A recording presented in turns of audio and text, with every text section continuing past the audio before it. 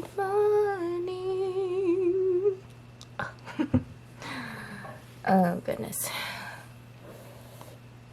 It looks like it's going to be a sunny day. Yay! Yesterday was too, actually. So it is Monday, another day off. Woo!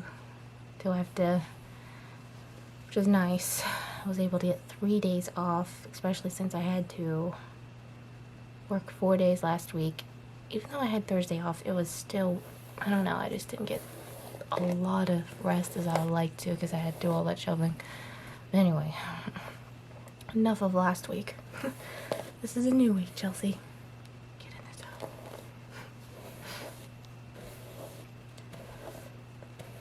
Anyways, as I said in, in yesterday's vlog, I'm going to see my great aunt and uncle today. I think it's this afternoon. We're going to be going to see them. I lost so much conditioner in my hair. I don't know if you see all that. That's conditioner. Oh, gosh. It's kind of annoying. So I don't need all that conditioner up on top of my head. My ends could use it. I definitely feel like I need a haircut again. Feels like straw. This weather isn't helping the situation either. And then it's falling out.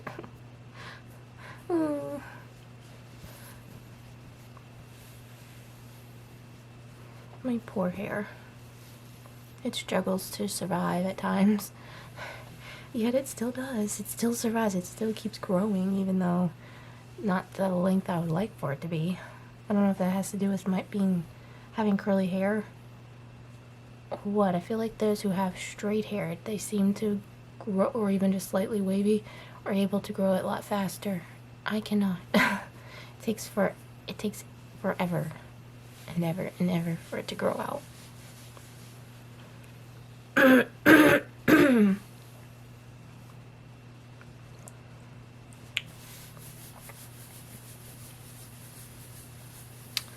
So, yeah, I'm not sure what I'm going to be on. I'm not taking my camera with me today. Don't think it's needful. So I don't know what I'll be doing, how long I'll be out, and blah, blah, blah. So, I guess I'll keep you updated as the day goes along, as I usually do.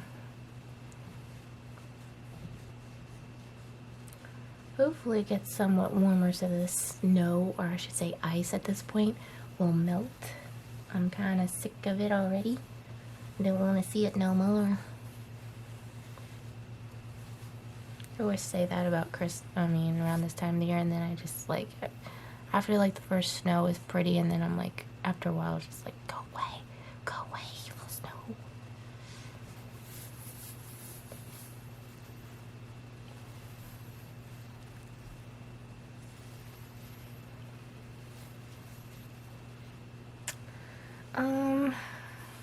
I will be doing a Christmas haul eventually. I think by this weekend I'll do that because I don't think I've received everything just yet. I mean, I got a lot of stuff, don't get me wrong, but when I say a lot of stuff, I mean from people. I didn't get like a whole lot of stuff. To be honest, I think the most expensive thing I got this year was my mattress, so yeah. There's always like one big thing I usually will get, or somewhat get, but everything else is kind of like low-key. It's nothing. As a 30-year-old, I'm not expecting to get a lot of things anyway, so yeah. So by this weekend I'll give you a Christmas haul, but for now I have to wait.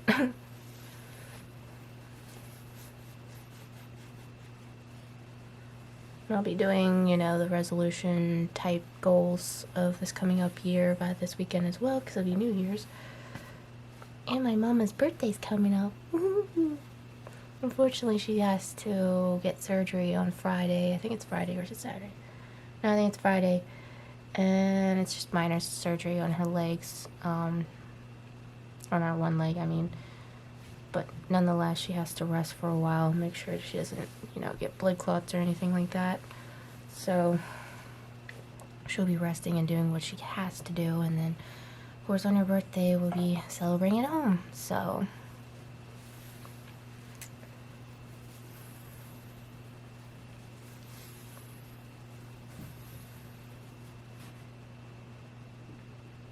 yeah, I'm not sure what else to say, so I'm gonna say goodbye for now, and I'll see you. Well, you'll see me. Let me rephrase that. You'll see me later. So, hey, I'm home. Had a good time. My aunt and uncles saw some of my other aunt and my cousins and some of my other, basically all my aunts and uncles, and then my cousins were there. So it was great. I think I've seen almost all of them except for my grandparents and then my one cousin and his significant other. But other than that, I've seen pretty much everyone as far as my mom's side. So, yay. Well, one of my cousins wasn't there either. So 2 of my cousins I haven't seen this year. So, yeah, but I've seen pretty much everyone, so that was great. So overall, I've had a good Christmas, guys. It's been great. Kind of took a nap on my way home because I was falling asleep the last couple hours that I was there. You can tell I'm tired. Everything was good.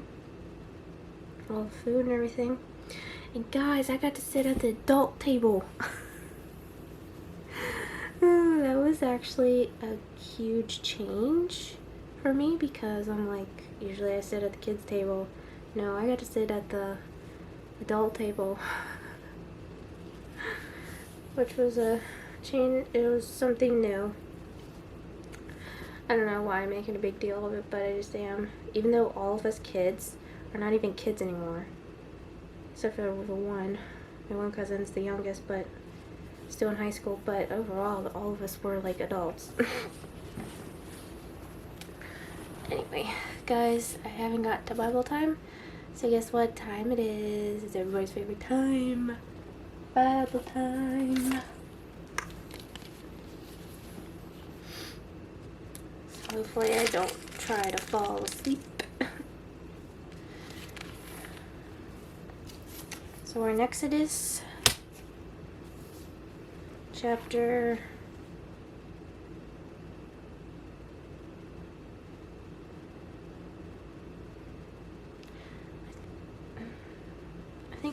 22 now.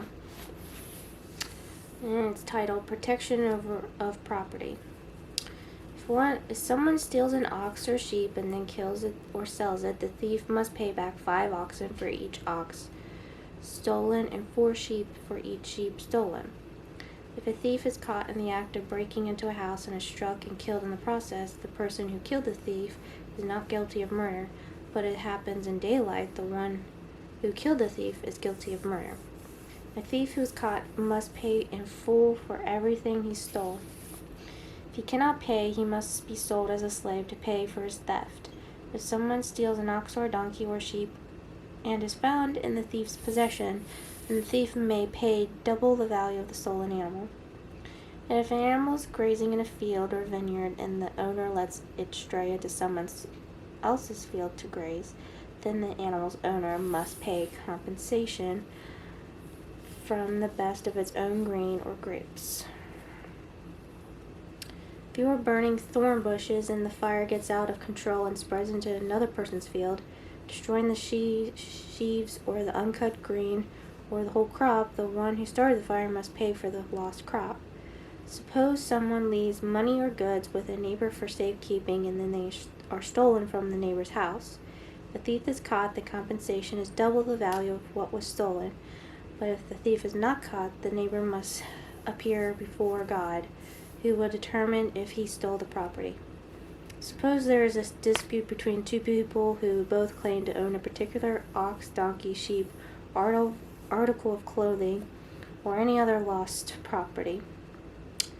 Both parties must come before God, and the person whom God declares guilty must pay double compensation to the other. Now suppose someone leaves a donkey, ox, sheep, or any other animal with a neighbor for safekeeping, but it dies or is injured or gets away, and no one sees what happened. The neighbor must then take an oath in the presence of the Lord. If the Lord confirms that the neighbor did not steal the property, the owner must accept the verdict and no payment will be required.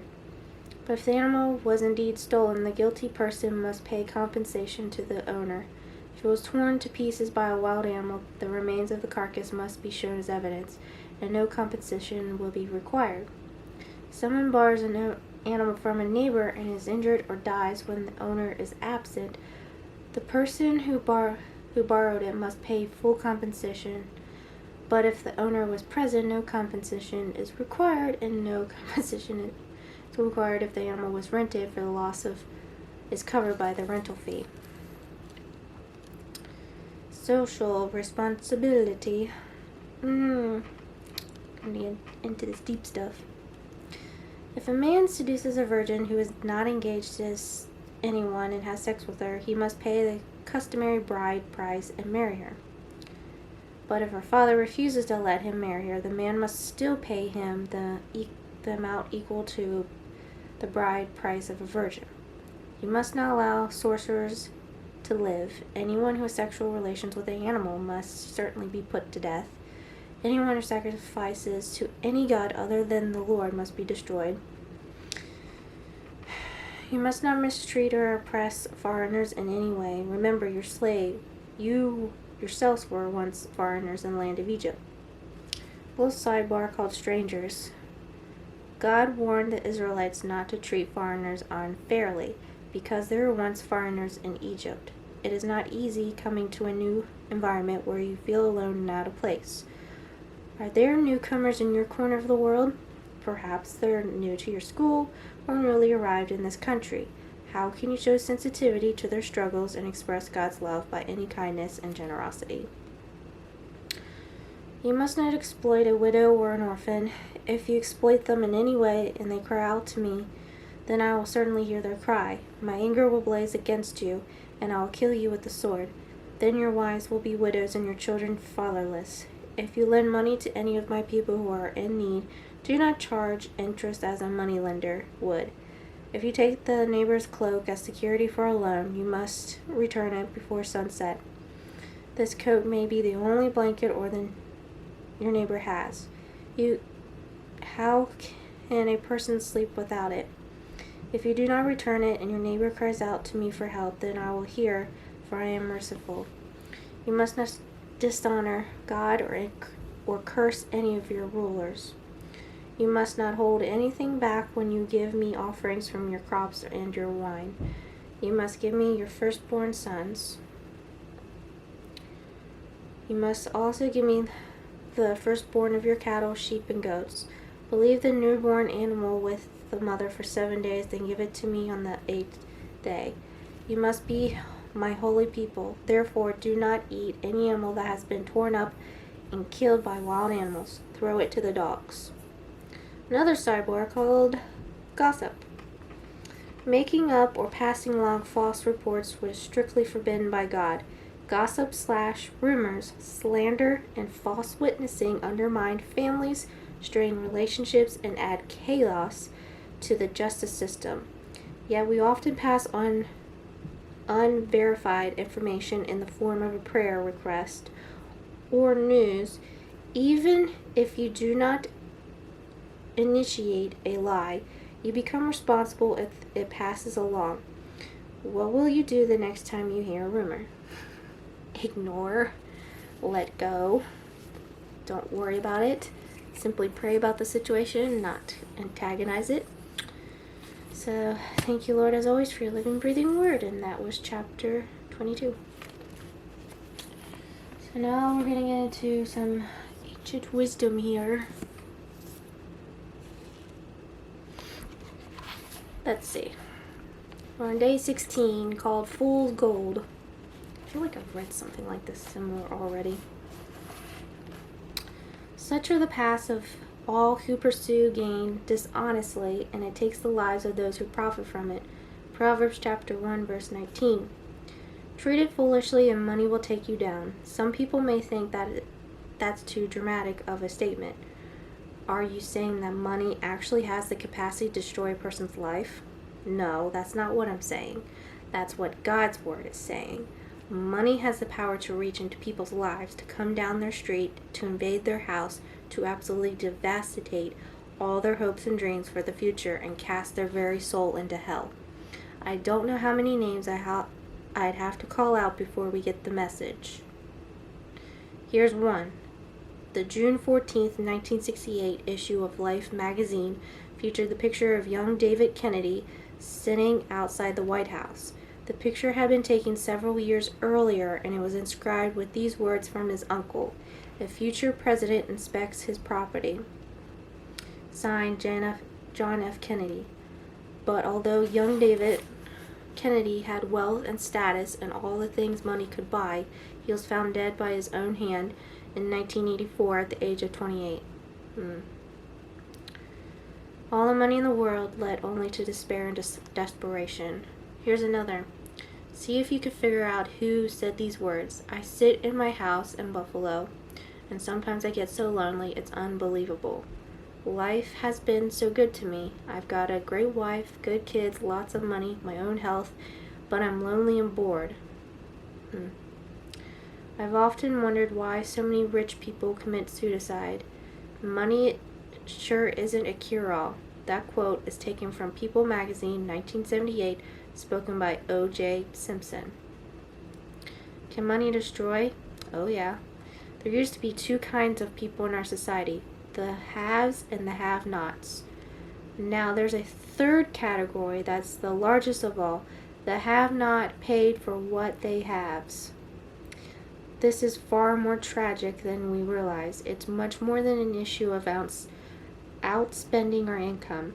By far, the number one cause of marital breakdown is money. I'm not talking about the deadbeats who are lost without Christ and act the part. The main reason why families come into our churches looking for marital counseling is because of money. They're out of control. They can't handle it. The arguments and the financial pressure are killing them. Of course, that often leads to divorce. The biggest tragedy of divorce we know is the effect it has on our children. Divorce is the number one cause for behavioral disorders in kids. Behavioral disorders are the number one cause of crime, serious crime, armed robbery, rape, and murder.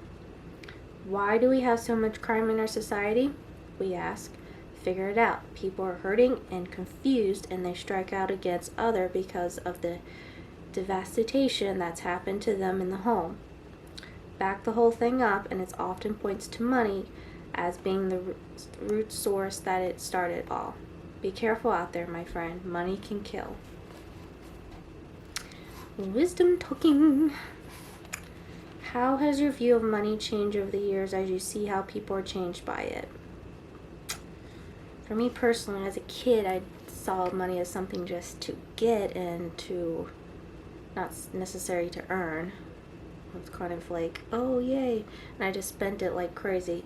Now I'm more of a saver as far as saving money, but also it does change people if they think they have to have a higher status and constantly have to work and work and work to get more, and there's no satisfaction. They end up they think they have it all, basically all that, and then they still don't seem satisfied because there's no actual pure joy in life in general. Most of them just find it to be overbearing and just, oh, they have everything, but then they don't have that spark or joy in life.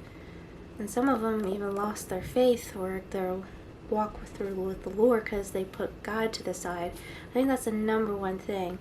If they put money, you can't, what's the Bible say? Money's the root of all evil, but also, you can't serve two masters. You can't serve God and money at the same time. So basically, you can't, well, you can serve God, but you have to forsake some things that might put before God. That's what basically it's saying, not to put money before God, which can be the root of all evil, basically. So, hope I'm getting somewhere and you guys are understanding. I'm trying not to stumble over what I mean by that, but anyway. How have you been changed by having a lot or perhaps just a little of it? I never saw myself as a poor person. I mean, as a young child, I didn't always have a whole lot, but my mom didn't expose myself as being poor. So I don't really, and plus my memory's shot, I don't remember a whole lot anyway. I do realize I am pretty fortunate. I'm not rich, but I'm not poor either. I'm not destitute. So when I do have compassion out to others, those who are more misfortune, and I do pray and hope that I can put anything out there for them and just minister to them and love them just as they are. I don't want to feel like I'm more highly favored versus them. I don't see people as that. I see them as equals. And I hope they can see me as an equal as well if I am just compassionate towards them instead of putting, a stamp on saying I'm more holy than thou. No, that's not it at all. I'm not worthy or higher than anyone. My intelligence is not quite there.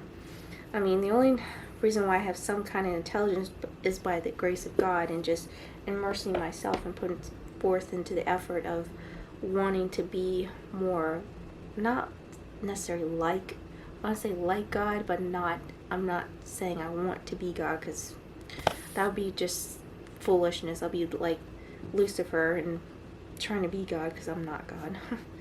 But I want to be like him and be loving and kind and merciful to others. So that's what I'm trying to get at.